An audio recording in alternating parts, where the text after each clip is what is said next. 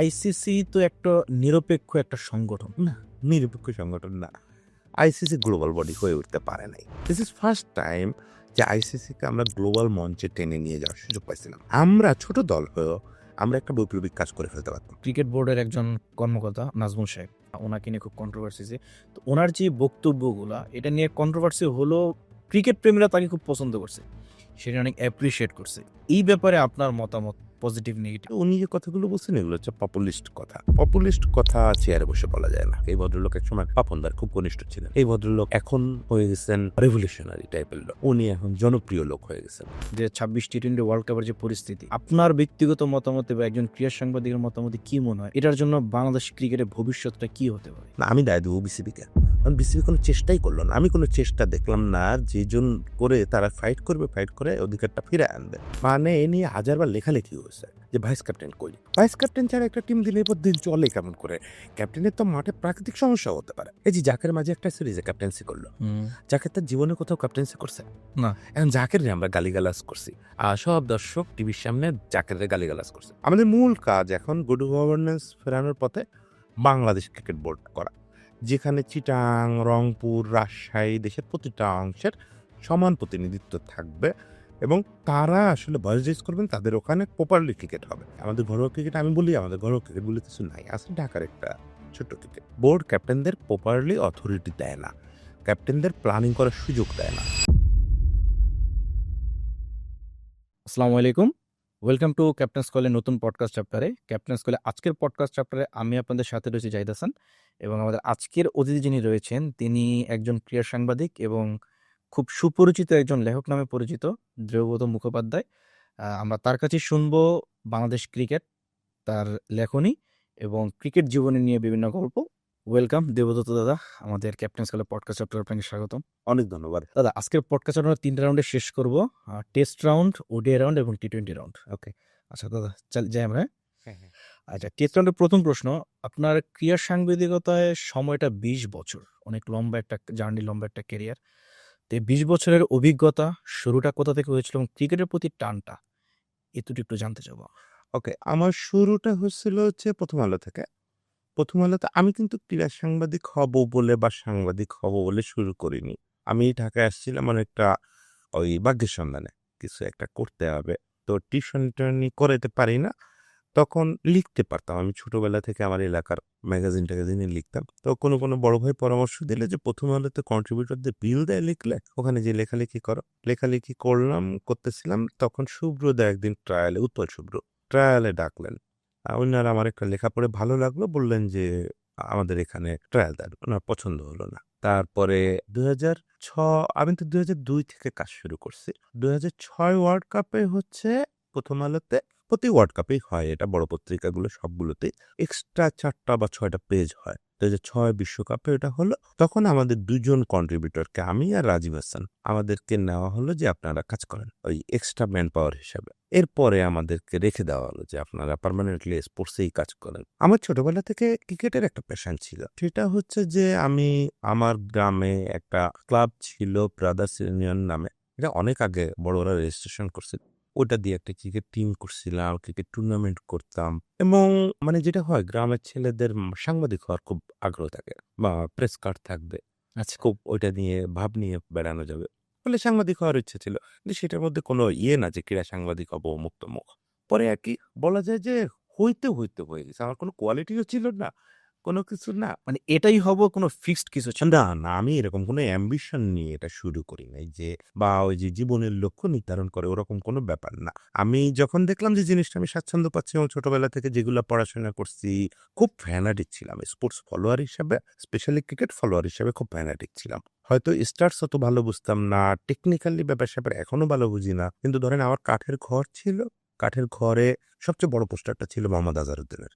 একদম life size poster ছিল, আমার চেয়েও লম্বা। ওই পোস্টারটার সামনে বসে আমি প্রায়ই, আমার মেজো ভাইয়ের একটা ফুজি ফিল্ম ক্যামেরা ছিল, ওই ক্যামেরায় একটা দুটো ছবি তুলতাম।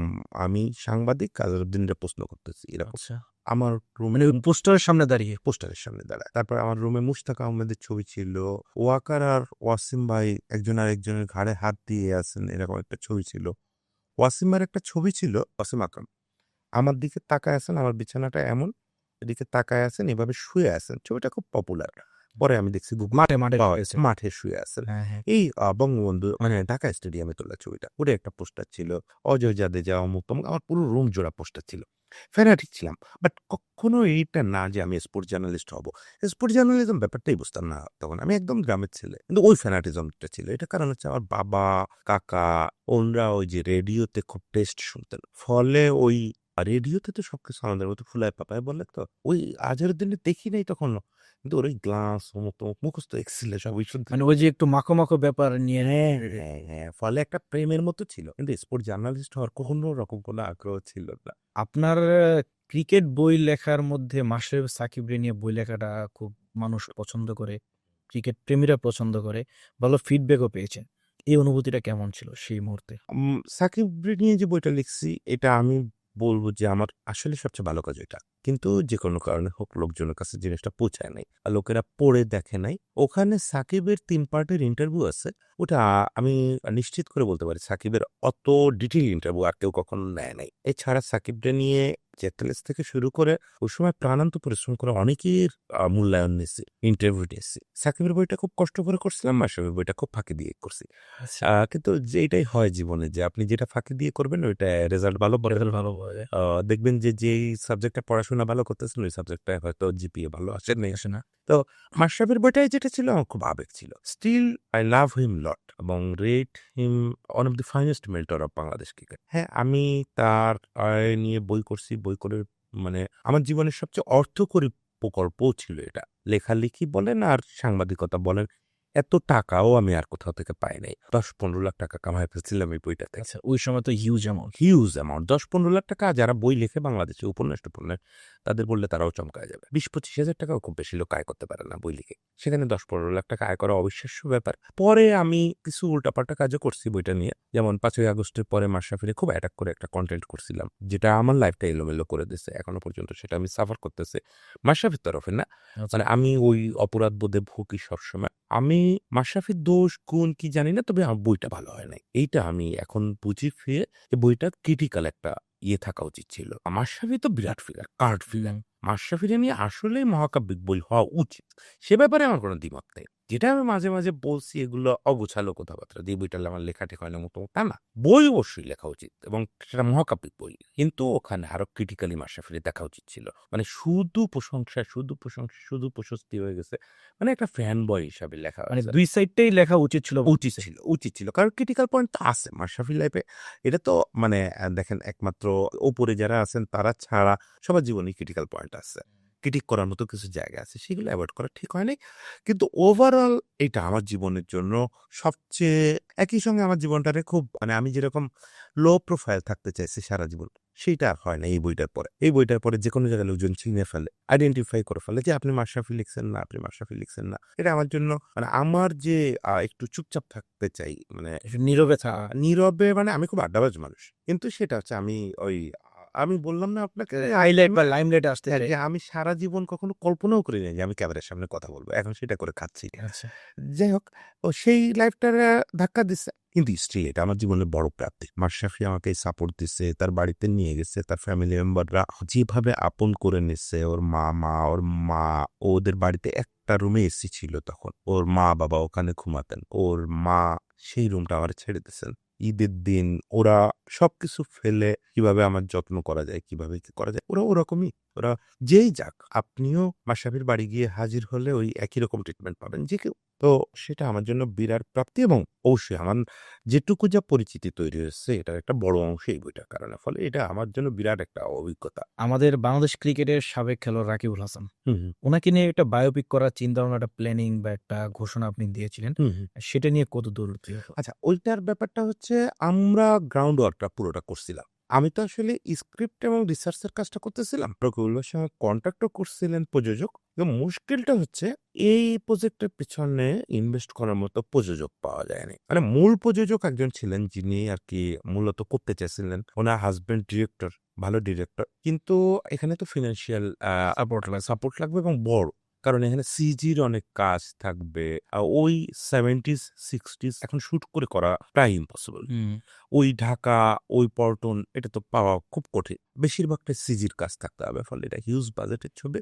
ওনারা যেটা ভাবছিলেন যে জিনিসটা গভর্নমেন্টের ওই অনুদানের জন্য জমা দিলে গভর্নমেন্টের অনুদান পেলে তখন দেখা যায় যে কোনো একটা কর্পোরেট হাউস এটা পাশে দাঁড়াইছে যে ওকে যেহেতু সরকার এটার অনুমোদন দিচ্ছে আমরা পাশে থাকবো। আমরা তোমার বাকি টাকাটা দিচ্ছি। তো সেটা পাওয়া যায় নাই।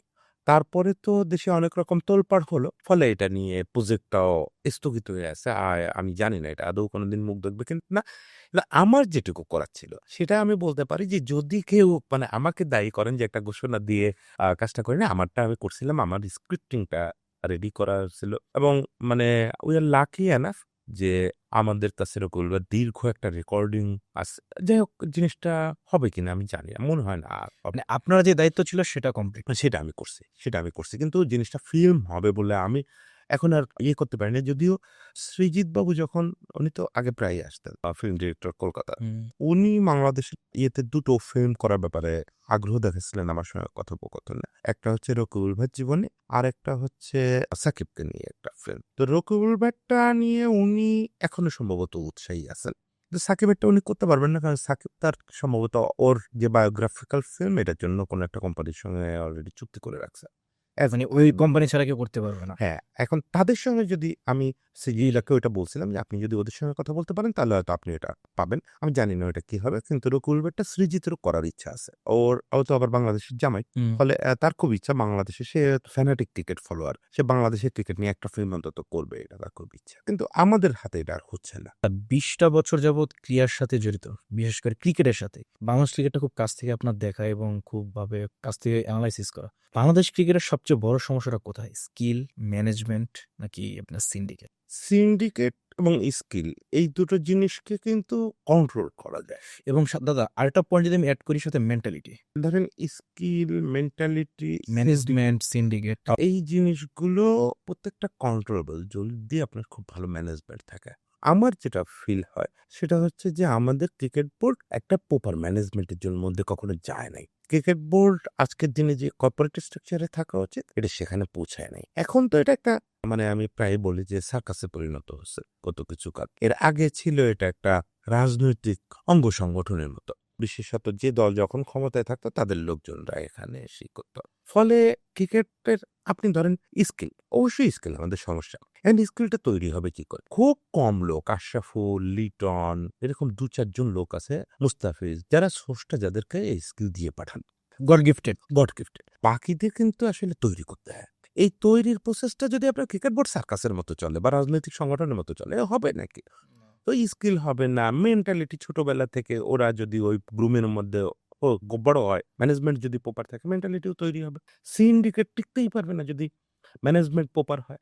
মানে মূল সমস্যাটা ঘুরে ফিরে আমাদের এখানে গুড গভর্নেন্স নাই। যেটা হচ্ছে আমাদের প্রায় সব স্তরেই এটা সমস্যা। কিন্তু স্পোর্টসে বিশেষত ক্রিকেটে এটা ভয়াবহ সমস্যা। গুড গভর্নেন্স নাই।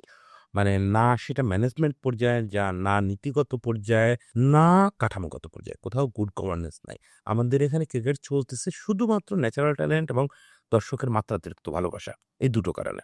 এছাড়া ক্রিকেট চলারই কথা না। এত বাজে ম্যানেজমেন্ট, এখানে ক্রিকেট চলারই কথা না। আরেকটা জিনিস বাংলাদেশ ক্রিকেটের কালচারে আস্তে আস্তে পরিণত হয়েছে রিসেন্ট টাইমে, লাস্ট ৫, ৭, ১০ বছরে। হুট করে ক্যাপ্টেন পরিবর্তন হয়ে যায়। অনেক সময় দেখা গেছে ক্যাপ্টেন প্রেস ব্রিফিং এসে বলতেছে আমার সাথে আলোচনা না করেই তাকে ক্যাপ্টেন্সি দিয়ে দেওয়া হলো, বা ক্যাপ্টেন নিজে থেকে প্রেস ব্রিফিং করে নিজেই পদ থেকে সরে যাচ্ছে। মানে এই সমস্যা তৈরি হওয়ার মেন কারণটা কি? ওই যে আপনার একটা প্রপার ম্যানেজমেন্টের অভাব। আপনার এই জিনিসগুলো তখন হয় না যখন আপনি একটা লম্বা মেয়াদের একটা পরিকল্পনা নিয়ে আগান এবং সেই পরিকল্পনাটায় হ্যাঁ, খুব বিপর্যয়ে পড়লে আপনাকে ক্যাপ্টেন চেঞ্জ করতে তো হবেই। দেখা গেল একটা ক্যাপ্টেন টানা ৫টা ৭টা সিরিজ যাচ্ছে তাই করতেছে। তখন তো আপনি ক্যাপ্টেন চেঞ্জ করবেন। আর ক্যাপ্টেনও ফিল করলে কি নিতে পারে। নিজে থেকে সরে হ্যাঁ, যেতে পারে। সেইটা কিন্তু ব্যতিক্রম। কিন্তু নরমালি যেটা হয়, এখন আমরা কি জানি আমাদের নেক্সট ক্যাপ্টেন কে কোন ফরম্যাটে? না। জানি না। মানে আমাদের দেখেন টি-20 র ক্যাপ্টেন, ওয়ানডের ভাইস ক্যাপ্টেন, ওয়ানডের ক্যাপ্টেন, টি-20 টি-টোয়েন্টি ভাইস তে ক্যাপ্টেন, টেস্টের ক্যাপ্টেন, টেস্টে কি ভাইস ক্যাপ্টেন আছে কেউ? আমি জানি না। মানে প্রপার কোনো ভাইস ক্যাপ্টেন নাই। এবং আমাদের এখানে আপনি আজ পর্যন্ত কি দেখছেন? আপনি তো কমদিন নিশ্চয়ই ক্রিকেট ফলো করেন না। হুম। কখনো ক্যাপ্টেন অপারগ হলে বা ক্যাপ্টেনের অধ্যায় শেষ হলে ভাইস ক্যাপ্টেন মানে অটোমেটিক ওই প্রমোটেড হয়। ওই রোলটা নেয়। তাই হওয়া উচিত না? না, তাই হওয়া উচিত। পৃথিবীর অধিকাংশ দেশে কিন্তু তাই হয়। ভাইস ক্যাপ্টেন মানে নেক্সট ক্যাপ্টেন নেক্সট ক্যাপ্টেন। এবং মাঠের ভিতরে সে তারা কোঅপারেট করবে। আমাদের এখানে ভাইস ক্যাপ্টেন বেশিরভাগ সময় আপনি খেয়াল করতে পারবেন কিনা, অপন ভাইয়ের জামানায় সম্ভবত প্রায় ১০ বছর আমাদের কোনো ফরম্যাটে কোনো ভাইস ক্যাপ্টেন ছিল না। ছিল না। মানে এ নিয়ে হাজারবার লেখালেখি হয়েছে যে ভাইস ক্যাপ্টেন কই? ভাইস ক্যাপ্টেন ছাড়া একটা টিম দিনের পর দিন চলে কেমন করে? ক্যাপ্টেনের তো মাঠে প্রাকৃতিক সমস্যাও হতে পারে। তখন সে হাতের কাছে যারে পেত ডেকে ভাইস ক্যাপ্টেন্সি দিয়ে চলে যেত। তাহলে বোঝেন যে আমাদের বোর্ডের চিন্তা কোন জায়গায়।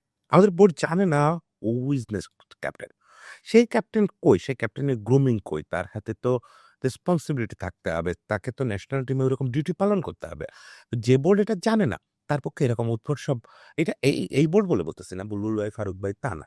এটাই চলে আসতেছে। যে বাংলাদেশের কালচার হয়ে গেছে। হ্যাঁ, বাংলাদেশের ক্রিকেট বোর্ড কখনো ভাববে না যে এই নেক্সট সিরিজটায় কি হবে? এরা সবসময় দিন আনি দিন খাই পরিকল্পনায় চলে। বোর্ড মিটিং হয়, বোর্ড মিটিং এ বিষয়টা ওঠে। ক্রিকেট অফিসের যিনি চেয়ারম্যান থাকেন উনি আলাপ করেন যে আগামী মাসে আমাদের ৩ টা সিরিজ আছে, তাইলে কি অমুকরে ক্যাপ্টেন দিয়ে দেই নাকি? এখন একটু লম্বা মেয়াদে ক্যাপ্টেন ঘোষণা করে কিন্তু সেটা নিয়ে কোনো পরিকল্পনা নাই। এই যে লিটন এই বিশ্বকাপ পর্যন্ত ক্যাপ্টেন। এই বিশ্বকাপটা আমরা খেলবো কিনা তো এখনো জানি না। তো এই লিটনের এর পরে কি হবে? এই এরপরে কি বিশ্বকাপে আসতে পারে এই কে দায়িত্বে? আসতে পারে? আমাদের টি-20 টিমে কারে আমরা তৈরি করতেছি? বোর্ড জানে না। আমরা জানি না ঠিক আছে, বোর্ডও জানে না। আমি নিশ্চিত আপনি ফাহিম ভাইরে গিয়ে জিজ্ঞেস করেন, ফাহিম ভাই বলতে পারবে না। কেউ বলতে পারবে না। বোর্ডে কেউ জানে না, টিমেরও কেউ জানে না।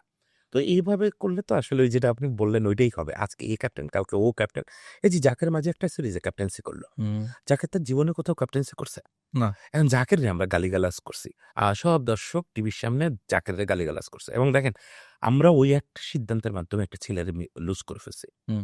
জাকের এর আগের ১.৫ টা বছর আমাদের অনেক one of the best batsman ছিল। ভালো সার্ভিস দেয়। ওই এক সাইডে খেলেই তো রান করতেছিল। কে আমাদের ২ সাইডে ভালো খেলে। ও ওইভাবেই রান করতেছিল। কিন্তু মাঝখান থেকে হুট করে ফ্রম নোহোয়্যার জাকেরকে ক্যাপ্টেন্সি দেয়া হলো। জাকের জীবনে কোনোদিন ক্যাপ্টেন্সি করেনি। ক্যাপ্টেন্সি করতে গিয়ে উল্টাপাল্টা কাজ করলো। সে সোহান মাঠে থাকা অবস্থায় সোহানরে আউটফিল্ডে দিয়ে নিজে কিপিং করলো। করতে গিয়ে ফর্ম-টর্ম হারায় এমন অবস্থা হলো এখন সে টি-20 দলেই নেই। মানে যে লোকটা ৬ মাস আগেও আপনার দলের সেরা সম্পদ ছিল, তারে আপনি ফালতু সিদ্ধান্তের কারণে শেষই করে দিলেন।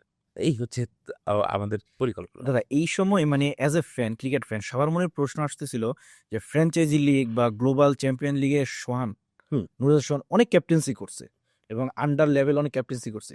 তো তাকে রেখে জাকেরে কেন ক্যাপ্টেন করা? না, একটা ধরেন সোহানের ব্যাপারে আমি ডাইরেক্ট মানে একদম ওই সিচুয়েশনে সোহানকে ক্যাপ্টেন করা সম্ভব ছিল কিনা এটা আমি খুব নিশ্চিত না। অন্য কোনো দেশ হলে হয়তো সাহস দেখায় করে ফেলতো। টি-20 তো খেলাটা অস্ট্রেলিয়া কিন্তু অভিষিক্ত খেলোয়াড়রাও ক্যাপ্টেন করছে। কিন্তু তারা ওইভাবে গ্রুম করে নিয়ে আসছে। ফলে সোহান বাইরে ছিল কি আছে? সোহান তো পরীক্ষিত ক্যাপ্টেন। সোহানকে ক্যাপ্টেন্সি দেওয়া যায়। আপনার এই কথাটাও ঠিক আছে। এবং সে কিন্তু মাঠে ছিল। হ্যাঁ, আবার টিমে তো আরো ক্যাপ্টেন্সি করার লোক ছিল। সাইফ। সাইফ আমাদের আন্ডার 19 লেভেলে ক্যাপ্টেন্সি ক্যাপ্টেন করছে। হৃদয় আমাদের ক্যাপ্টেন্সি করে আসছে লোকাল ক্রিকেটে। ওই টিমে তো তারাও ছিল। Hmm. They can captain that team. কিন্তু মানে ফ্রম নোহোয়্যার জাকেরের ওয়াই প্রতি আমার জাকের? কোনো শত্রুতা নাই। বরং জাকেরের জন্য আমার মায়া লাগে।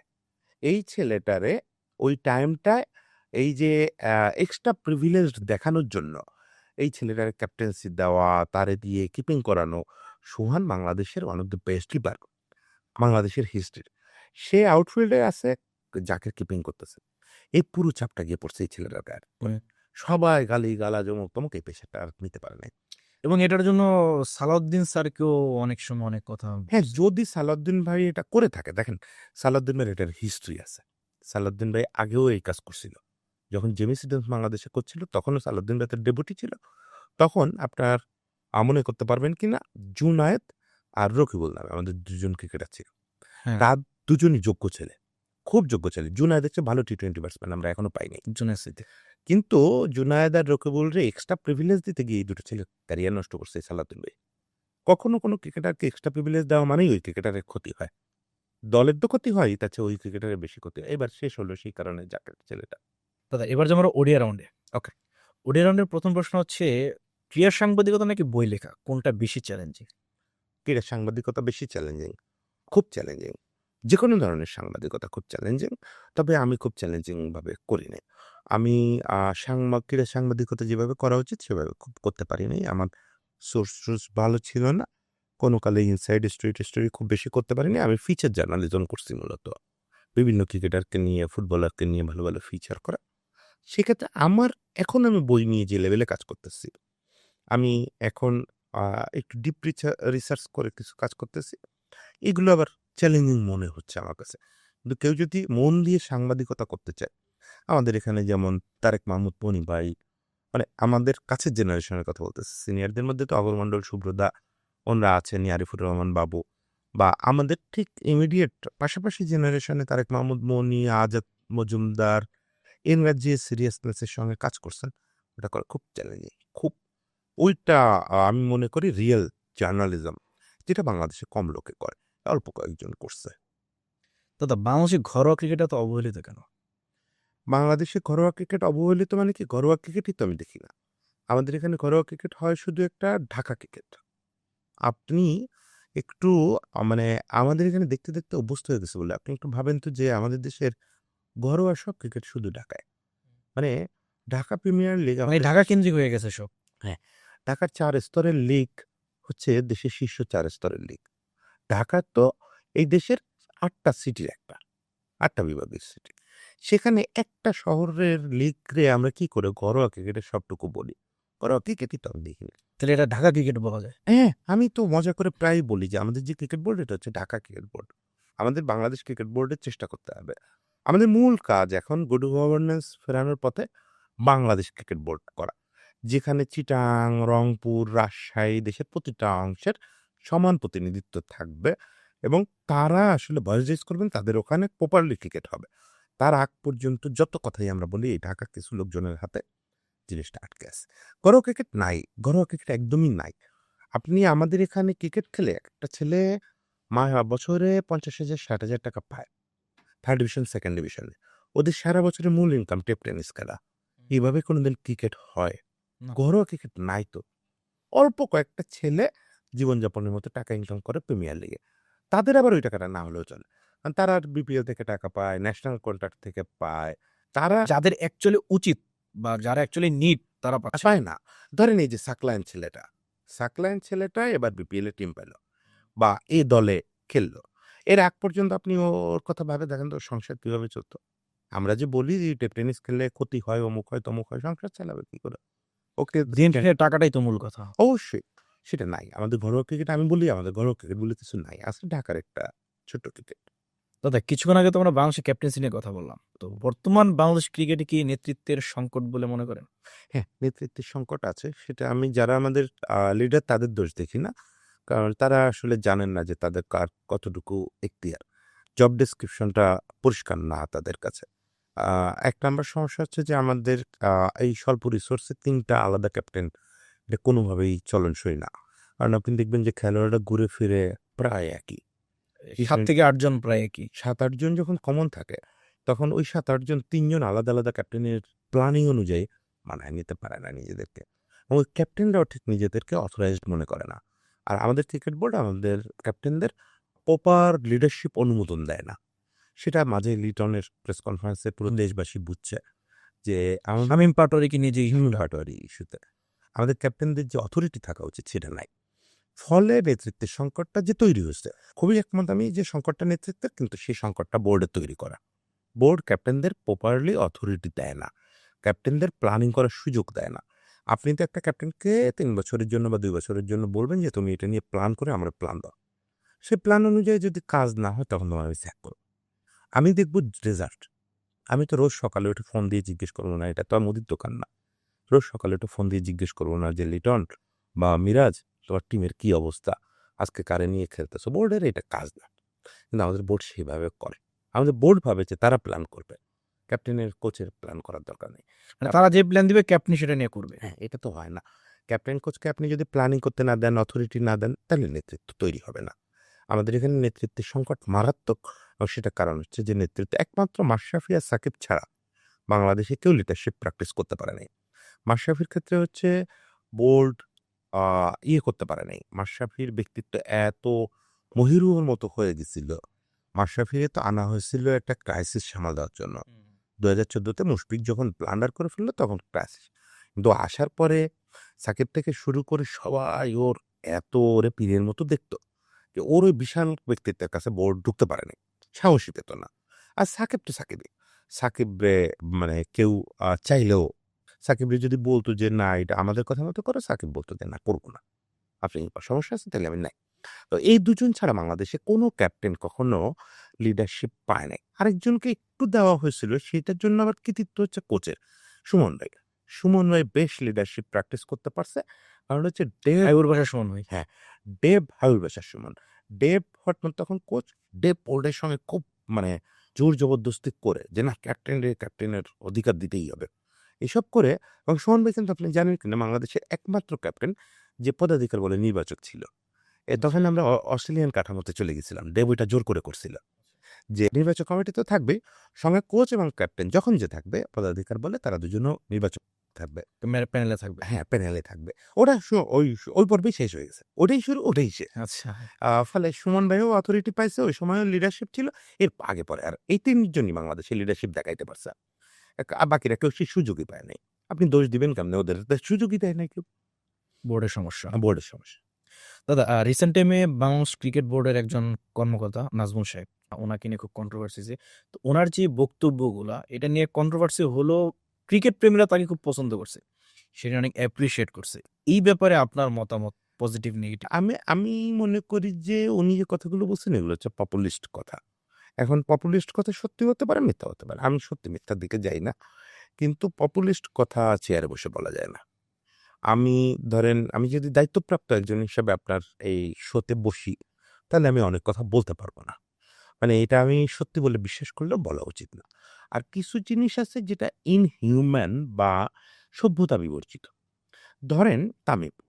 তামিমকে আমিও মনে করতেছি তামিমের যে যুক্তিটা ইন্ডিয়ান বিশ্বকাপ খেলা না খেলা নিয়ে, এটা বাজে যুক্তি। এখন এই কথাটা বলা যায় যে এটা বাজে যুক্তি।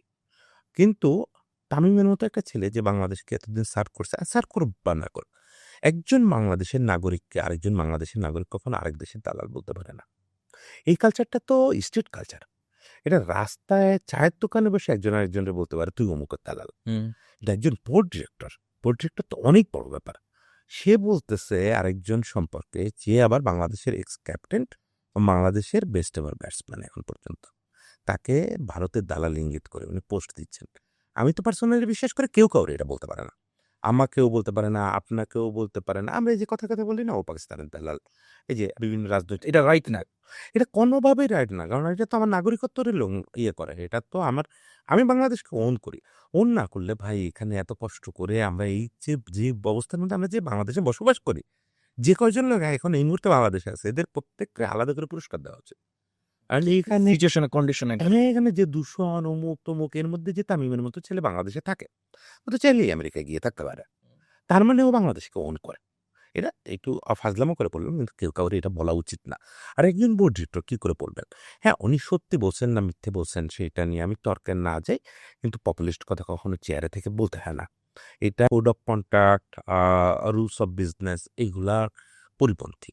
এইগুলা হয় কি, ওনরা যে জায়গা থেকে, এই যে ভদ্রলোক, এই ভদ্রলোক একসময় পাপনদার খুব ঘনিষ্ঠ ছিলেন। এই ভদ্রলোক এখন হয়ে গেছেন রেভলিউশনারি টাইপের লোক। উনি এখন জনপ্রিয় লোক হয়ে গেছেন। আমরা এরকম ফিগার তো বিভিন্ন সেক্টরে দেখতেছি। যে দুদিন আগে ক্ষমতার ওই পাশে ছিল, এখন ক্ষমতার সঙ্গে ছিল। এখনো তারা ক্ষমতার সঙ্গে থাকার জন্য নানা রকম পপুলিস্ট কথাবার্তা বলতেছে। এইরা মূলত ক্রিকেটের স্বার্থে এগুলো বলে না। আমাদের দেশের মানুষে আবেগে আঘাত করে জনপ্রিয় হওয়া খুব সহজ। তাদের আবেগ কি এটা তো একটু বুদ্ধিমান লোক হলে যে কেউ বোঝে। উনি যেহেতু বিজনেসম্যান, উনি জানেন পাবলিক এই মুহূর্তে কি ভাবতেছে। পাবলিক ভাবতেছে তামিম দালাল। আমিও বলে দেই তামিম দালাল। আমি তাহলে জনপ্রিয় হয়ে গেলাম। এইগুলা কূটকৌশল, এগুলা করা উচিত না। আমি এটা কোনোভাবেই সাপোর্ট করি না। তাতে পাবলিক ওনাকে যতই হিরো মনে করুক, পাবলিকেরও এটা মাথায় রাখতে হবে যে he is not for public. উনি যে কাজটা করছেন, এই কাজটা পাবলিকেরই এগেইনস্ট বরং। আমরাও মানে আমি তো ঘোরতরভাবে ইন্ডিয়ায় বিশ্বকাপ খেলতে যাওয়ার বিপক্ষে। আমি নাজমুল সাহেবকে কোনোভাবে ওন করার পক্ষে না। যেহেতু ইন্ডিয়ার বিশ্বকাপের কথা বললেন, আইসিসি এবং বিসিসি এর সাথে বাংলাদেশ ক্রিকেট বোর্ডের বর্তমান যে সিচুয়েশন, যে ২৬ টি-20 ওয়ার্ল্ড কাপের যে পরিস্থিতি, আপনার ব্যক্তিগত মতামতে বা একজন ক্রীড়া সাংবাদিকের মতামতে কি মনে হয়? এটার জন্য বাংলাদেশ ক্রিকেটের ভবিষ্যৎটা কি হতে পারে? কোনো আ প্রবলেম বা কোনো ইমপ্যাক্ট, নেগেটিভ ইমপ্যাক্ট পড়বে কিনা? নেগেটিভ ইমপ্যাক্ট পড়তে পারে। যদি বাংলাদেশ ক্রিকেট বোর্ড এই সিচুয়েশন প্রপারলি হ্যান্ডেল করতে না পারে। দেখেন আমি শুরু থেকে বাংলাদেশের ইন্ডিয়ায় বিশ্বকাপ খেলতে যাওয়ার বিরোধী। যখন মুস্তাফিজকে আইপিএল আইপিএল থেকে বেরই করে দেওয়া হলো, বের করাই দেওয়া। কথাটা এভাবেই বলতে পারি আমরা। তারপর থেকেই আমি মনে করি দ্যাট ওয়াজ রাইট যে আমরা ইন্ডিয়ায় বিশ্বকাপ খেলব না। কিন্তু এই অবস্থানে যাওয়ার আগে যে প্রস্তুতি এবং যে সক্রিয়তা দরকার ছিল, সেটা বিসিবি এখনো পর্যন্ত দেখাইতে পারতেছে না ভাই। আমি সেটা দেখতেছি না। এখন যদি কোনো কারণে বাংলাদেশকে ছাড়া বিশ্বকাপ হয়, আমি আপনার সঙ্গে যখন কথা বলতেছি তখনও আমরা নিশ্চিত না যে আসলে খেললো কিনা। কি হতে যাচ্ছে। আমি সেজন্য আইসিসিকেও দায় দেব না, বিসিসিআইকে দায় দেব না। তারা তো আমাদের প্রতিপক্ষ। তারা তো চাইবে না যে আমাদের পথটা সহজ করে দিতে। আমাদের সঙ্গে একবার যেহেতু যুদ্ধ শুরু হয়ে গেছে, তারা তো আমাদের ঠেকানোর সর্বোচ্চ চেষ্টা করবে। না আমি দায় দেবো বিসিবিকে। কারণ বিসিবি কোনো চেষ্টাই করলো না। আমি কোনো চেষ্টা দেখলাম না যেজন করে তারা ফাইট করবে, ফাইট করে অধিকারটা ফিরে আনবে। তারা প্রপারলি বিভিন্ন দেশের সঙ্গে যোগাযোগ করলো না, আইনি কোনো প্রস্তুতি নিল না। না নিয়ে একটা যুদ্ধ শুরু করে দিল, সমস্ত দেশের মানুষের আবেগকে ইউজ করলো। ইউজ করে একটা ইমোশনাল গেম খেললো। গেম খেলে এখন আমি পার্সোনালি প্রতারিত বোধ করি আজকে পর্যন্ত যে বিসিবি কোনো প্রস্তুতি নেয় নাই। আমরা তাহলে কেন বিসিবির হয়ে এই সংগ্রামটায় নামলাম? আমি আইসিসির উপর বা বিসিসির উপর কোনো রাগ করি না। ওরা আমাদের প্রতিপক্ষ, ওরা আমাদের অ্যাটাক করবে। ওরা আমাদের খেলতে দেবে না। না আমাদের প্রস্তুতি ছিল না। কিন্তু দাদা এখানে যদি আমি একটা কথা এড করি, আইসিসি তো একটা নিরপেক্ষ একটা সংগঠন। না, নিরপেক্ষ সংগঠন না। আইসিসি গ্লোবাল বডি হয়ে উঠতে পারে নাই। এটা শুরু থেকেই পারে নাই। আইসিসি একটা ক্লাবের মতো আগে অস্ট্রেলিয়া, ইংল্যান্ডের ডমিনেটেড ছিল, এখন ইন্ডিয়ান ডমিনেটেড। কিন্তু তার তো নিরপেক্ষ হওয়া উচিত। উচিত, উচিত। সেই নিরপেক্ষতার একটা ভালো সুযোগ ছিল এবার ১ম। জানেন বাংলাদেশ ক্রিকেট বোর্ড যদি এটা মিস করে থাকে, যদি আইসিসিকে কোর্ট অফ আরবিট্রেশন টেনে নিয়ে না যেতে পারে, তাহলে বাংলাদেশ তো অনেক বিপাকে পড়বেই। বাংলাদেশ বিশ্বকাপ খেলতে পারবে না, র্যাঙ্কিংয়ে পিছায়া যাবে, স্পন্সর সমস্যা হবে, দ্বিপাক্ষিক সিরিজ পাবে না, অনেক ভেজাল হবে। তার চেয়ে আমার যেটা বেশি কষ্ট, তার চেয়ে বেশি কষ্ট না, একই সঙ্গে যেটা বেশি কষ্ট সেটা হচ্ছে দিস ইজ ফার্স্ট টাইম যে আইসিসিকে আমরা গ্লোবাল মঞ্চে টেনে নিয়ে যাওয়ার সুযোগ পাইছিলাম। আমরা ছোট দল হয়েও আমরা একটা বৈপ্লবিক কাজ করে ফেলতে পারতাম। এই মামলাটা প্রপারলি যদি আমরা সিএস এর নজরে আনতে পারতাম, কোর্ট অফ আরবিট্রেশনের, তাহলে এই মামলাটার সঙ্গে এক পর্যায়ে আন্তর্জাতিক অলিম্পিক কমিটি আইওসি ইনভলভ হতো। এক পর্যায়ে বিশ্বের সব বড় বড় পরাশক্তি এইটা নিয়ে কথা বলা শুরু করতো যে কি হচ্ছে আসলে এই যে ক্রিকেট আইসিসি নামে একটা অর্গানাইজেশন, এইটাতে কি হচ্ছে এটা কিন্তু ইন্টারন্যাশনাল এরিনে জানে না। এটা একটা অন্ধকার জগতের মতো। এটা যে ইন্ডিয়ান কিছু লোকজন একটা যেটা বললাম পাড়ার ক্লাবের মতো মানে একটা গণ্ডির মধ্যে আবদ্ধ। হ্যাঁ চালাচ্ছে, এটা কিন্তু বিশ্বের বেশিরভাগ মানুষ জানে না। ইভেন ইংল্যান্ড অস্ট্রেলিয়ার লোকেরাও জানে না। তারাও প্রপার ধারণা নাই যে এখানে কি ধরনের অন্যায় হচ্ছে। অ্যাকচুয়ালি হচ্ছেটা কি? হ্যাঁ, এই জিনিসটাকে সামনে আনার জন্য এইটা একটা ফাইনেস্ট সুযোগ ছিল। এই জিনিসটা যখন মামলা হতো, মামলা হলে এটা বিভিন্ন ইন্টারন্যাশনাল মিডিয়া এটা ডিটেইল নিয়ে স্টোরি করতো। তারা ইনসাইড স্টোরি করতো যে আসলে আইসিসি কি? কেন আইসিসিতে ৬৪ জন টপ পর্যায়ের ইন্ডিয়ান এবং কর্মকর্তা বিসিবির মতো একটা বোর্ড আইসিসি নামে কেন মামলা কেন মামলা করলো? কেন ইন্ডিয়া পাকিস্তানে গিয়ে খেলতে না চাইলে সেজন্য হাইব্রিড মডেল হয়? বাংলাদেশ কেন কিন্তু পাবে না? হয় না। এসব কোয়েশ্চেন পৃথিবী জুড়ে আলোচনা হতো না। আইসিসি ১ম বারের মতো গ্লোবাল হওয়ার দিকে আগাইতে পারত। এটা আইসিসির জন্য খুব ভালো হতো। আইসিসির এই মনোপলিটা ভেঙে যেত। কিন্তু সেটা আমি জানি না মানে আপনি বলতেছেন এই লাস্ট স্টেজে কেসের জন্য যে ব্যাপারটা মামলা করে দেবে ওটা lack of preparation. Lack of preparation. আমি তো যখন বাংলাদেশ লাস্ট বোর্ড মিটিংয়ে বাংলাদেশের আমি হতাশটাও হচ্ছি ওই দিন। বোর্ড মিটিংয়ের পরে আপনি প্রেস রিলিজ যেটা দিচ্ছে আইসিসি, ওটা দেখলে বুঝবেন বাংলাদেশের পক্ষে প্রপার কোনো প্রেজেন্টেশন হয় নাই। আর ওখানে একটা লাইন বলা হয়েছে যে একটা বিচ্ছিন্ন ঘটনা মুস্তাফিজের ঘটনাটার সঙ্গে ওরা নাম উল্লেখ করে নাই। ওরা বলছে একজন বিচ্ছিন্ন খেলোয়াড়ের ঘটনার সঙ্গে এটা রিলেট করা হচ্ছে। তার মানে বাংলাদেশ থেকে মুস্তাফিজের সিকিউরিটি ইস্যু যে আসলে বাংলাদেশের সিকিউরিটি ইস্যু, এটা প্রপারলি প্রেজেন্টই করা হয়নি। প্রেজেন্ট করা হলে তো এই লাইন আইসিসি লেখার সাহস দেখাইতো না। আমাদের যেটা বিচ্ছিন্ন ঘটনা। হ্যাঁ, এটা তো বিচ্ছিন্ন ঘটনা না। এটা যে বিচ্ছিন্ন ঘটনা না, এটা তো আমাদের ওখানে বুঝায় বলতে হবে। তার মানে আমরা প্রপারলি নিরাপত্তা বিশ্লেষকদের সঙ্গে কথা বলা, একটা প্রপার ডকুমেন্টেশন নিয়ে যাওয়া, এগুলো নিয়মিত বসি নাই। না বসি নাই বলেই এই অবস্থা হচ্ছে। এখন আমি জানি না জিনিসটা কি হবে, কিন্তু প্রস্তুতি ছাড়া যুদ্ধে নামা ভালো না। সেটা এবং আজকে দেখলাম কিছু গণমাধ্যমে স্কটল্যান্ড অলরেডি অ্যাড হয়ে গেছে। হ্যাঁ, এখন যেটা একটা তো আছে যে পাকিস্তান ক্রিকেট বোর্ড যদি চরম শক্তি নিয়ে তারা মাঠে নামে, যে না তারাও বিশ্বকাপ খেলবে না অবস্থা। তাহলে হয়তো আইসিসি আবার ইউটার্ন করতে পারে, আবার হয়তো একটা সমঝোতা বৈঠক শুরু হতে পারে। আমি একটা কালকে কোন একটা কন্টেন্টে মজা করে বলতেছিলাম যে আমি যদি এটা আউট অফ কোর্ট সমঝোতা হয়, তাহলে খুব অবাক হবেন না বাংলাদেশ যদি ঢাকায় তার ম্যাচগুলো খেলে। শেষ পর্যন্ত পরিস্থিতি এমন হবে, যদি পাকিস্তান খুব সিরিয়াস হয়, পাকিস্তানের পিসিবির উপরেও আমি বিশ্বাস করি না। পিসিবি হচ্ছে বিসিবির একটা ভার্সন আরকি। আচ্ছা। ওরা ওই সকালে একটা বলে, বিকালে একটা বলে। কিন্তু পিসিবি যদি শক্ত থাকে, তাহলে বাংলাদেশের ম্যাচগুলো এমন হইতে পারে, ঢাকায় হতে পারে। আর শেষ পর্যন্ত এটা লাস্ট ওয়ে আউট হতে পারে। যেহেতু বাংলাদেশের বাকি ২ প্রতিবেশী খেলবে কলকাতায়। কলকাতা থেকে ঢাকা তো খুব বেশি সমস্যা না, না। ডিসট্যান্স না। ওরা শেষ সমাধান হিসাবে বলতে পারে যে বাংলাদেশ তার গ্রুপ পর্বের ম্যাচ ঢাকায় খেলুক। যদি সেকেন্ড রাউন্ডে ওঠে তখন তারা শ্রীলঙ্কায় যাবে। এটা হতে পারে যদি পিসিবি প্রবল চাপ দেয়। প্রবল চাপ, এটা ছোটখাটো চাপে হবে না। একদম যে আমরাও খেলবো না, এই টাইপের স্ট্যান্স যদি পিসিবি নেয়, কিন্তু পিসিবি টাকার লোভ সামলাতে পারবে বলে আমার মনে হয় না। আর পিসিবির নিজের তো তাইলে অনেক টাকার ঝুঁকি ধরে ফেলতে হবে। যদি পিসিবির কথাও না শোনে, হ্যাঁ, শেষ পর্যন্ত তাহলে বিশ্বকাপ হবে না। পিসিবি আর বিসিবি ২ দলই যদি বিশ্বকাপে না যায়, তখন ২ দল মিলে সিএসএ গেলে বিশ্বকাপ স্থগিত হয়ে যাবে। তো পিসিবি এই ঝুঁকিটা বাংলাদেশের জন্য নিবে কিনা এটা আমি বিশ্বাস করতে পারতেছি না। একটা বড় কোশ্চেন। হ্যাঁ, যদি নেয় তাহলে এটা আউট অফ কোর্ট সমাধান হয়ে যাবে। তাহলে আমি বললাম না যে এটা ঢাকায়ও খেলা হতে পারে। বিশ্বকাপের বাংলাদেশের ম্যাচগুলো ঢাকায় হতে পারে। আর যদি না হয়, তাহলে তো আমাদের কোর্ট অফ আরবিট্রেশনে যাওয়া ছাড়া আর কোনো উপায় নেই। কোর্ট অফ আরবিট্রেশনে গিয়ে যদি প্রস্তুতি ছাড়া মামলা চালাই, তাহলে আমরা আরো বিপদে পড়ব। আর যদি চুপ করে বসে থাকে, তাহলে আমাদেরকে আসলে ওয়েট করতে হবে যে কবে ইন্ডিয়ার সঙ্গে বাংলাদেশের রাজনৈতিক সরকারের সম্পর্ক ঠিক হবে। তার আগ পর্যন্ত আমাদের ক্রিকেট একটা গাড্ডার মধ্যে পড়ে থাকবে। তার আগ পর্যন্ত এই যে রেষারেষি এটা চলতে থাকবে। আমরা জিততে পারলাম না গেমটা। যদি আমরা এখন প্রস্তুতি ছাড়া এসে না যাই, তাহলে এটা রাজনৈতিক পর্যায়ে সমাধান হতে হবে। এখন সেটা তো নির্বাচন হবে, তারপরে নতুন সরকার আসবেন। তারপরে দিনে লং সময়। যে পক্ষই সরকার গঠন করুক, তারা নিশ্চয়ই একটা কূটনৈতিক তৎপরতা চালায়।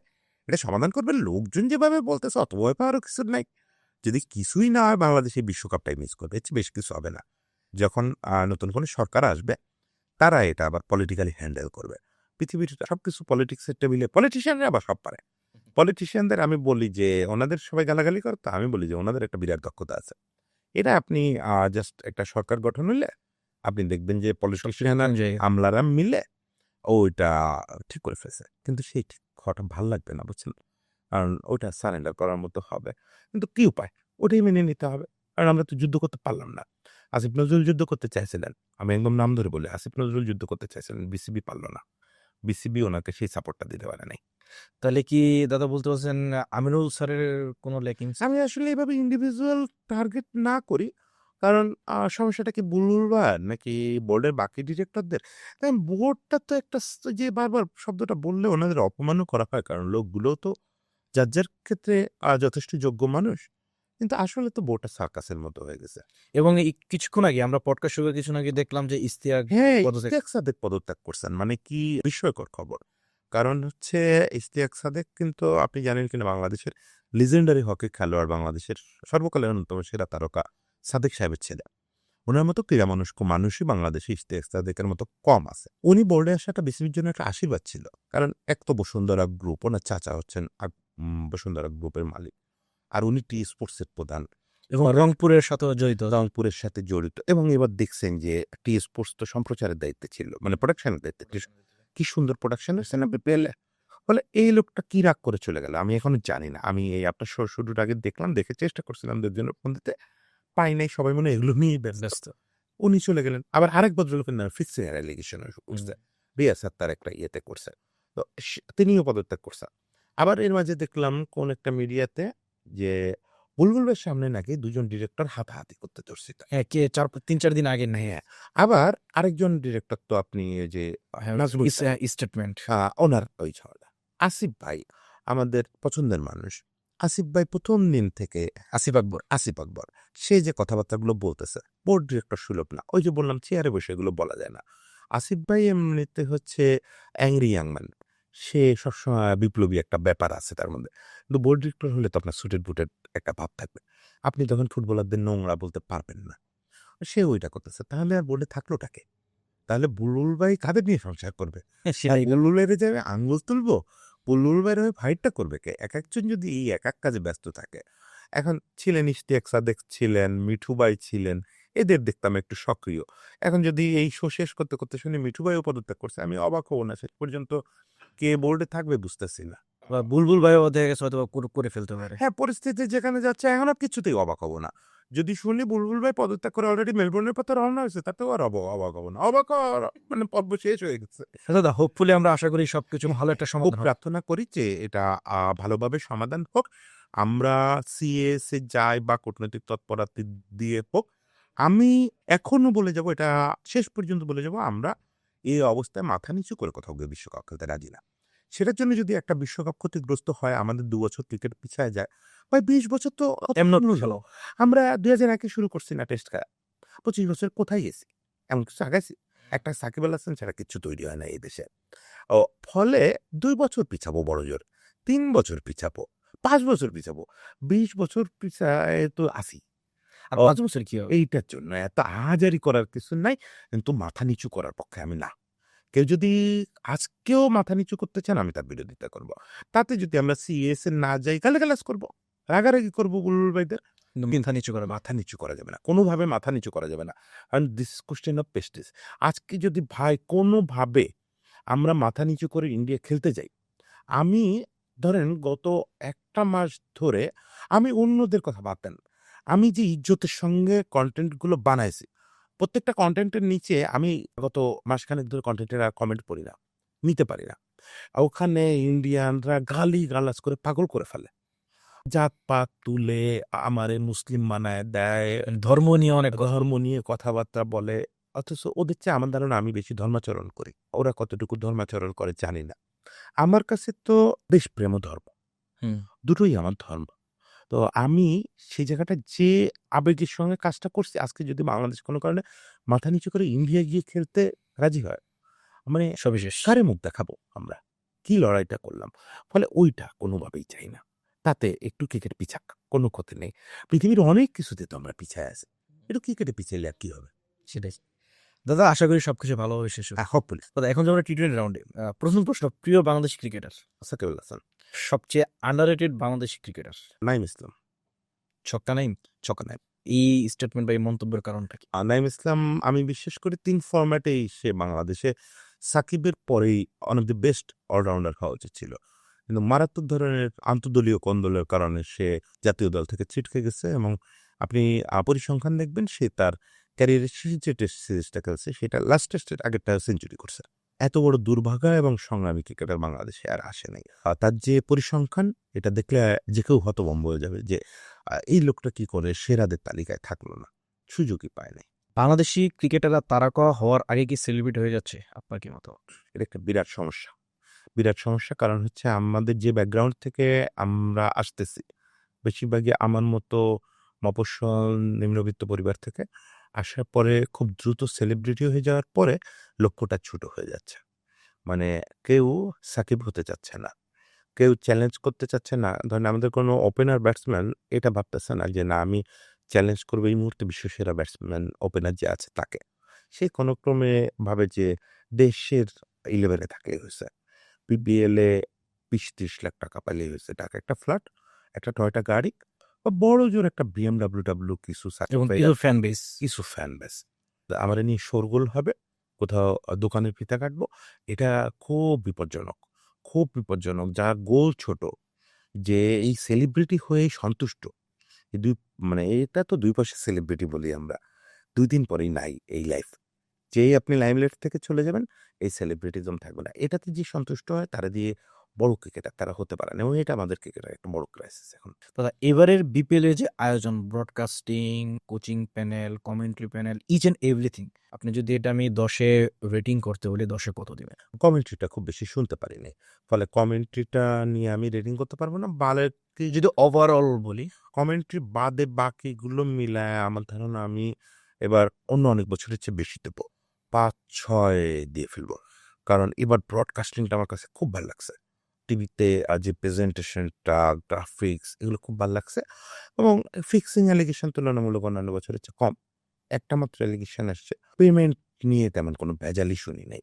শুধু ঢাকার বোধহয় ছোট্ট একটা ভেজাল ছিল। না, নোয়াখালীর ছোট্ট একটা মানে মিডিয়াতে দেখলাম, কতটুকু সত্য জানি না। কিন্তু অন্যান্য বছর তো এটা মহামারীর আকার ধারণ আর করে। খুব মানে বাজে অবস্থায় চলে যায়। খারাপ দেখতে, দেখতে আপনার মনে হতে পারে দাদা এটারই এত মার্ক দিচ্ছে। খারাপ দেখতে, দেখতে এত চোখ খারাপ হয়ে গেছে এইটুকুই ভালো মনে হচ্ছে। না, না, আপনি কথা ঠিক বলছেন। আমি সেটা চিন্তা করলাম যে এত মানে ভালো করার পরে ৬ দিলাম। তার মানে বিগত সময়গুলো আপনি ২-৩ ও পাবে না তো। এ তো টুর্নামেন্টই হতো না আগের কোনগুলা। আর এবার তো তবু হইছে। আপনি যদি দেখেন তাইলে ওই যে শুরুতে আর লিপু ভাই, হ্যাঁ, লিপু ভাই সিরাজউদ্দিন মোহাম্মদ আলমগীর চট্টগ্রামের। মানে তামিমের যিনি ফুফা। উনি কিন্তু মাস্টার মাইন্ড অফ বিপিএল। উনার কথা লোকেরা ভুলে যায়। কিন্তু আমাদের ক্রিকেট বোর্ডকে উনি একমাত্র প্রফেশনাল রূপ দেওয়ার চেষ্টা করছিলেন। যাই হোক, উনাদের সময়টা বাদ দিলে বিপিএল কোনো টুর্নামেন্টই হয় না। ফলে সে তুলনায় এবার ভালো হইছে। আ বাংলাদেশী দেশীয় কোচ যারা আমাদের আছে, যদি টপ ৩ জনের নাম বলতে বলি, আপনি কাদের রাখবেন? এখনকারই বলতে হবে? ওভারঅল আগে, এখন, সাবেক, বর্তমান মিলিয়ে? আ তাহলে আমি সবচেয়ে আগে রাখবো জালাল আহমেদ চৌধুরী। আমারও গুরু লেখালেখির প্রয়াত জালাল আহমেদ চৌধুরী। তারপরে ২ নাম্বারে আমি রাখবো এখনকার একজন তরুণ কোচ সোহেল ভাই। ৩ নাম্বারে আমি সালাউদ্দিন ভাইকে রাখবো। সালাউদ্দিন ভাই যদিও তাদের চেয়ে বাকি দুজনের চেয়ে গ্ল্যামার বেশি, অ্যাচিভমেন্ট বেশি। কিন্তু আমি মানে ব্যাখ্যা না দেই, এমনিতেই বড় করে ফেলতেছি। জালাল ভাইকে মনে করি বাংলাদেশের ক্রিকেট গুরু। শুধু কোচ দিয়ে তারে বোঝানো যাবে না। হি ওয়াজ এ ফিলোসোফার কোচ। হাইলি রেট করি হচ্ছে তার বিজ্ঞান মনস্কতার কারণে। আমাদের কোচরা যারা একেবারে তরুণ যারা তাল্হা-টাল্হা ওরাও খুব বিজ্ঞান মনস্ক। কিন্তু বাকিদের ভেতরে একটু নতুন অ্যাকসেপ্ট করা, বিজ্ঞান নিয়ে কাজ করা এগুলো প্রবণতা কম। সেই তুলনায় সোহেল ভাই অনেক আগানো। আর সার্বিক মিলায় আমাদের যদি টেকনিক্যাল কোচের কথা বলেন তাহলে তো অবশ্যই সালাউদ্দিন ভাইকে রাখতে হবে। সেজন্য সালাউদ্দিন ভাইকে ৩ এ রাখলাম। এবারকার রাজশাহী ওয়ারিয়র্স বিপিএল এ চ্যাম্পিয়ন ২০২৫-২৬ বিপিএল এ। তো এই দলটার পারফরম্যান্স, ইচ অ্যান্ড এভরিথিং, এবং হান্নান সরকার এর কোচিং এবং ওনার মাস্টার প্ল্যানটা অকশন থেকে শুরু করে শেষ পর্যন্ত, এটাকে আপনি কিভাবে মূল্যায়ন করেন? আমি একটা জিনিস এই কথাটা শুরুতেই বলা উচিত। আমার ধারণা আজ থেকে ২ বছর পরে র‍্যাংকিং করতে বসলে কোচদের র‍্যাংকিং এ হান্নান ভাই টপ 3 তে চলে আসবে। এটা বললে আমার মনে হয় রাজশাহী ওয়ারিয়র্স সম্পর্কে আমার মূল্যায়নটা আপনি বুঝতে পারবেন বোঝা যায়। সহজে। যে হান্নান ভাই তো দীর্ঘদিন কোচিং করাচ্ছিল না। হান্নান ভাই কোচিং করাইছে বেশ আগে। খেলা ছাড়ার পরপর। তারপরে ম্যানেজার হিসাবে কাজ করছে। বিপিএলও একবার ম্যানেজার হিসেবে এই রাজশাহী। হ্যাঁ, তারপর বোর্ডেও তারপরে তো বোর্ডে ছিল মূলত ডেভেলপমেন্টে কাজ করছে। সিলেক্টর হিসাবেও কাজ করলেও সে মূলত ডেভেলপমেন্ট টিমগুলোর সঙ্গে কাজ করছে। সেই এখন যত বাচ্চা-কাচ্চা দেখেন আন্ডার 19 সবার স্যার সে। খুব পছন্দের স্যার। কিন্তু সে কোচিংয়ে ফেরার পরে যে ভেলকিটা দেখাচ্ছে, ২ টো টুর্নামেন্ট খেললো। হুম। ২ টোতেই চ্যাম্পিয়ন। এবং সেটা মোহামেডান এবং না রাজশাহী, আবাহনী আবাহনী এবং রাজশাহী। এবং এইগুলো কিন্তু মানে হঠাৎ করে পড়ে না। স্রষ্টা তারই দেন যার চেষ্টা আছে। হান্নান ভাই আপনি যদি নিলামের দিন থেকে দেখেন, নিলামের ২ সপ্তাহ আগে থেকে হান্নান ভাই জানে যে হান্নান ভাই কি করতেছে। Super Hannan plan. ভাই পুরো প্ল্যান করে নিয়ে এই নিলাম টেবিলে বসছে। তার খেলোয়াড় চুজ থেকে শুরু করে হ্যাঁ, মাঝখানে তো শেষ দিকে রবিন লিগের শেষ দিকে সে রাজশাহী একটু ফাম্বল করতেছিল। এবং একটা আশঙ্কাও তো তৈরি হয়েছিল যে প্লে অফে বাদ-টাদ পড়ে যেতে পারে। কিন্তু সেই জায়গা থেকে আবার কামব্যাক করা। দুর্দান্ত কামব্যাক করা। এবং এই জায়গায় একটা দারুণ ব্যাপার হচ্ছে কি হান্নান ভাই খুব ফ্যামিলি এনভায়রনমেন্ট তৈরি করতে পারে। যেকোনো জায়গায়। হান্নান ভাই ওখানে থাকা মানেই একটা বন্ডিং তৈরি হয়ে যায়। ওই সব স্টুডেন্টরা মিলে একটা ফ্যামিলি হয়ে যায়। ওই জিনিসটা হান্নান ভাইয়ের খুব ম্যাজিকের মতো কাজ করছে। সে টেকনিক্যালি কত বড় কোচ আমি জানি না। আমি এখনো পর্যন্ত তার আন্ডারে খেলছে এরকম ক্রিকেটারদের সঙ্গে তার টেকনিক নিয়ে আলাপ করিনি। কিন্তু আমি জানি সে টেকনিক্যালি বস টাইপের মানুষ। কিন্তু ম্যান ম্যানেজমেন্ট, প্ল্যানিং, তারপর ফ্যামিলি এনভায়রনমেন্ট তৈরি করা। তারপরে দেখেন সে খেলোয়াড় কেনার সময় খেলোয়াড়ের যোগ্যতা তো মাথায় রাখছেই। সঙ্গে চেষ্টা করছে যে রাজশাহীর আইকন এটার উপরে খেলোয়াড় যেন কিছু থাকে দলে। মুশফিক আছে, শান্ত আছে, তামিমও তো দলে, তানজিদ তামিম। তানজিদ তামিম ওপেনার। তার মানে দেখেন ওই রাজশাহী জোন থেকে সে বেশ কিছু খেলোয়াড়ও সিলেক্ট করছে যে শুধু ভালো খেলোয়াড় না। মানে ওদের একটা ওনারশিপও আছে। যে আমাদের রাজশাহী। ওই ফিল্ডটা নিয়ে ওরা খেলছে। ওইটাও কিন্তু তার একটা প্ল্যানিং এর পার্ট। যে আমি ভালো প্লেয়ার কিনবো, সম্ভব হলে সেটা রাজশাহীর। এই জিনিসগুলো মানে আমার কাছে মনে হয় মূল ম্যাজিকটা হান্নান ভাই। অবশ্যই শান্ত, মুশফিক ওদের ড্রেসিং রুমে উপস্থিতিটাও বড় ব্যাপার ছিল। বিশেষ করে মুশফিক। মুশফিক একজন সিনিয়র খেলোয়াড় এবং মুশফিককে এই টিমের ছেলেরা খুব রেসপেক্ট করে। আর একটা জিনিস শুনলে বাংলাদেশের মানুষ খুব অবাক হবে, সারা দেশের মানুষ। শান্ত কিন্তু রাজশাহীতে ভয়াবহ পপুলার। শান্ত আচ্ছা। রাজশাহীতে মাশরাফি সাকিবরে ফেল মারায় দিবে। শান্ত এত বড় ফ্যান বেস। শান্ত তার জোনে শান্ত ছাড়া কেউ পপুলার নাই। ফলে শান্তর কথা ওখানকার বাচ্চারা এই যে ইভেন আকবর্তী জেনারেশন পর্যন্ত মানে আমি রাজশাহী বলতে বৃহত্তর রাজশাহী বোঝাচ্ছে। আগে যেটা পুরো রাজশাহী ছিল। আগে তো রংপুর আলাদা ছিল না। রংপুর রাজশাহীর সঙ্গেই খেলত। আচ্ছা, হ্যাঁ। এবং রাজশাহী খুব রোমান্টিক একটা এলাকা ক্রিকেটের দিক থেকে। এটা পাইলট ভাই আর সঞ্চয় ভাই তৈরি করা একটা কাঠামো। তো ওই কাঠামোতে শান্ত এখন খুব জনপ্রিয়। ফলে ওখানে ওই সুবিধাটা ওরা ড্রেসিং রুমে পাইছে। দাদা অসংখ্য ধন্যবাদ আমাদের পডকাস্টে আমাদের আমন্ত্রণে আসার জন্য। আশা করি ভালো কিছু পাবে সবাই। আমিও আপনাকে খুবই কৃতজ্ঞতা জানাই। আমাকে আপনার শোতে ডাকছেন। কারণ আমি নিজে তো নিজেকে কোনোভাবেই যোগ্য মনে করি না গেস্ট হওয়ার মতো। এখানে গুণী, গুণী মানুষ বসেন। সেই চেয়ারটায় আমাকে বসতে দিছেন। ক্যাপ্টেন্স কলের জন্য অনেক শুভকামনা থাকলো। এই সময় এরকম একটা উদ্যোগ যে একটা স্পোর্টস নিয়ে পডকাস্ট নিয়মিত চালায় যাওয়ার সাহস দেখানো এবং সেটা স্পোর্টসের কোনো সুবিধাভোগী না হয়েই আমরা যারা এরকম শো দেখি, করি, তারা সবাই কোনো না কোনোভাবে সুবিধাভোগী। কিন্তু ক্যাপ্টেন্স কল কোনো রকম সুবিধাভোগী না। তারা স্রেফ ক্রিকেটকে ভালোবেসে, স্পোর্টসকে ভালোবেসে আছে। তাদের জন্য অনেক শুভকামনা ক্যাপ্টেন্স কলের জন্য। অসংখ্য ধন্যবাদ সবাইকে। ইনশাআল্লাহ দেখা হবে কোনো পরবর্তী পডকাস্ট চ্যাপ্টারে, পরবর্তী কোনো নতুন অতিথির সাথে। আসসালামু আলাইকুম।